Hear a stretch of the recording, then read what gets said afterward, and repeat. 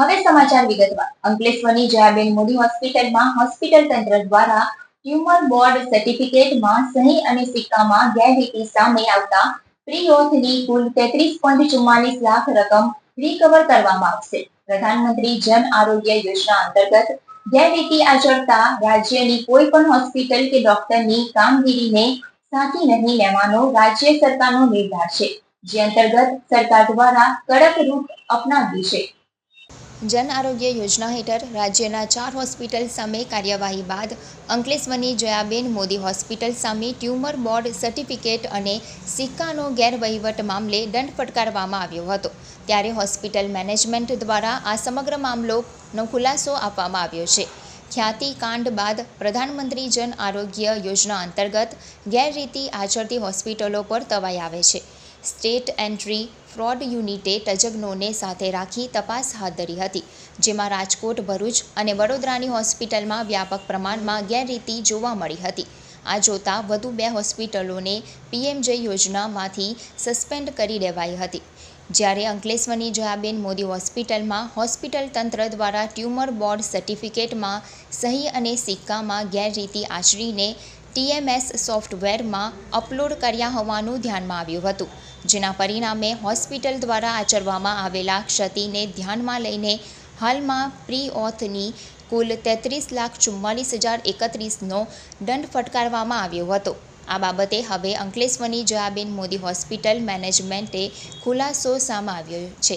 Ayushman portal પર માન્યતા પ્રાપ્ત તબીબે હોસ્પિટલમાં અચાનક જ આવવાનું બંધ કરી દીધું હતું. વચ્ચેના 12 દિવસ દર્દીઓને અગવડતા ન પડે એ માટે સારવાર ચાલુ રાખવામાં આવી હતી. નવા તબીબની માન્યતા માટે અરજી કરવામાં આવી હતી. હોસ્પિટલ સરકારના નિયમ મુજબ જ કામગીરી કરે છે. દર્દીઓના હિતમાં 12 દિવસ સુધી લીધેલા નિર્ણયનો સરકારે સહાનુભૂતિની દ્રષ્ટિએ વિચાર કરે એવો આશાવાદ વ્યક્ત કરવામાં આવ્યો છે.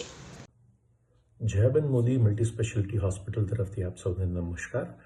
મિત્રો, આપ સૌ જાણો છો કે Jayaben Modi multi speciality hospital Bharuch જિલ્લાના ઉદ્યોગો અને ડોનરોના સાથ સહકારથી ઊભી કરવામાં આવેલ છે.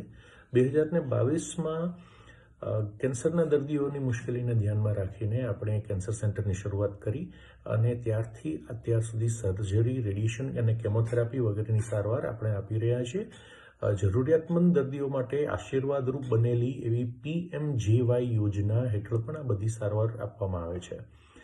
હાલમાં PMJY યોજના અંતર્ગત જે વાત આપની સમક્ષ આવેલ છે તે બાબતે આપ સૌને વિદિત થાય કે આ અત્યંત ટેકનિકલ બાબત છે અને તારીખ 13 ઓક્ટોબર 2024થી 24 ઓક્ટોબર 2024 સુધીના સમય પૂરતી જ મર્યાદિત છે. તારીખ 13 ઓક્ટોબર 2024ના રોજ જે સર્જન આયુષ્માન પોર્ટલ ઉપર માન્યતા પ્રાપ્ત હતા તેઓએ આવવાનું અચાનક બંધ કર્યું હતું. હોસ્પિટલની ટીમ તેમની સાથે વાતચીતમાં હતી કે તેઓની સેવા આપવાનું ચાલુ રાખે, કારણ કે જો અચાનક છોડી દે તો દર્દીઓની સારવાર બંધ થઈ જાય. તેની સાથે વધુ સક્ષમ અને અનુભવી એવા કેન્સર નિષ્ણાંતની નિમણૂક માટે તે જ દિવસે આયુષ્માન પોર્ટલ ઉપર બહાલી માટે મૂકવામાં આવેલ, જે ભરૂચ જિલ્લા કક્ષાએ માન્ય થઈ અને વડી કચેરીએ તારીખ 24 ઓક્ટોબરના રોજ પ્રાપ્ત થયેલ. આ વચગાળાના 12 દિવસના સમય દરમિયાન સારવારની નિયમિતતા જળવાઈ રહે, દર્દીઓને મુશ્કેલી ના પડે અને તેમના આરોગ્યની સંપૂર્ણ સારવાર લઈ શકાય તે હેતુસર સારવાર ચાલુ રાખવા માટે અમે નિર્ણય લીધેલો.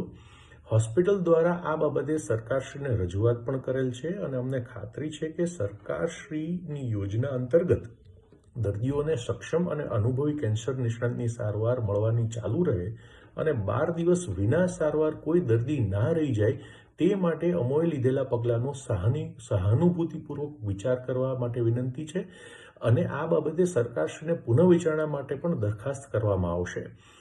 હોસ્પિટલ સરકારશ્રીની યોજના મુજબ જ કાર્ય કરે છે અને તેનું ઉલ્લંઘન ના થાય તેની પૂરી તકેદારી રાખવામાં આવેલ છે, તેની ફરીથી અમે ખાતરી આપીએ છીએ.